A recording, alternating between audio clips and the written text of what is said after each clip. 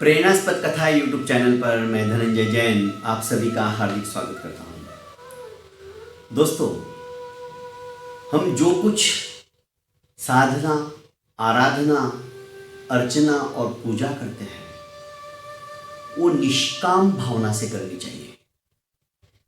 कामना रहित साधना हमेशा स्वर्ग एवं अपवर्ग को देती है, पर जहां पर हमने कामना कर ली, जहां पर हमने इच्छा व्यक्त कर दी, हमारी वो साधना उतने ही तक सीमित रह जाती है। उदाहरण के माध्यम से मैं आपको बताऊं, आनंद घन जी एक बहुत उच्च कोटि के संत हो गए और उनका एक मित्र था, वो फकीर बन गया। दोनों बचपन के दोस्त, एक फकीर बन गया, एक संत बन गए। दोनों ने अपने अपने क्षेत्र के अंदर उच्च कोटि की साधना की, तपस्या की।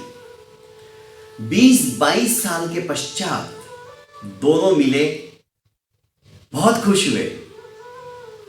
आप बीती एक दूसरे को सुनाई गई। आखिर फकीर ने कहा, मित्र,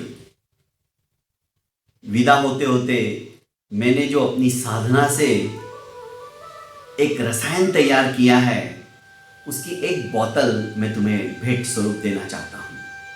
तुम अपने भक्तों को यह वितरित कर देना। इसकी एक बूंद, मैंने जो रसायन तैयार किया है, इसकी एक बूंद पत्थर को सोने के अंदर परिणित कर देगी, सोने में बदल देगी। तुम्हारे सारे भक्त खुश हो जाएंगे।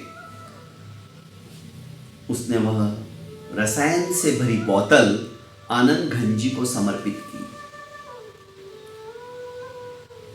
प्रयोगवश उसने पहले बताया, एक बूंद ली और पत्थर के ऊपर डाल के दिखाई, पत्थर सोने का बन गया। आनंद जी को अपने दोस्त के ऊपर बड़ा तरस आया। उन्होंने वो बोतल ली और जमीन के अंदर उस रसायन को उंडेलते हुए फेंक दी। फकीर को बड़ा गुस्सा आया। मैं तुम्हें अपना बेस्ट मित्र मानता हूं, बेस्ट फ्रेंड समझता हूं।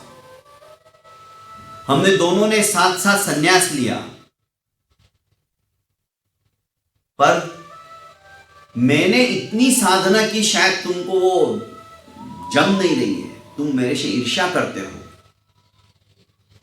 अरे कितनी तपस्या के बाद मेरे को ये रसायन प्राप्त करने की ताकत मिली है, शक्ति मिली है, और तुमने उसे यूं ही नष्ट कर दिया।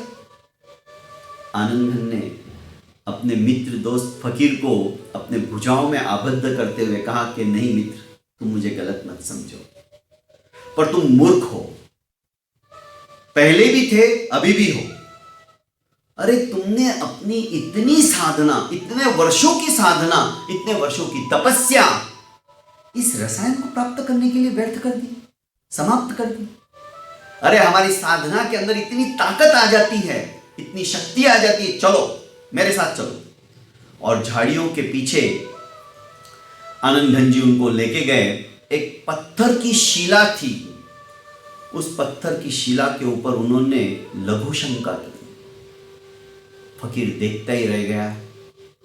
पूरी पत्थर की शिला स्वर्ण की बन गई। दोस्तों, साधना के अंदर वो ताकत होती है।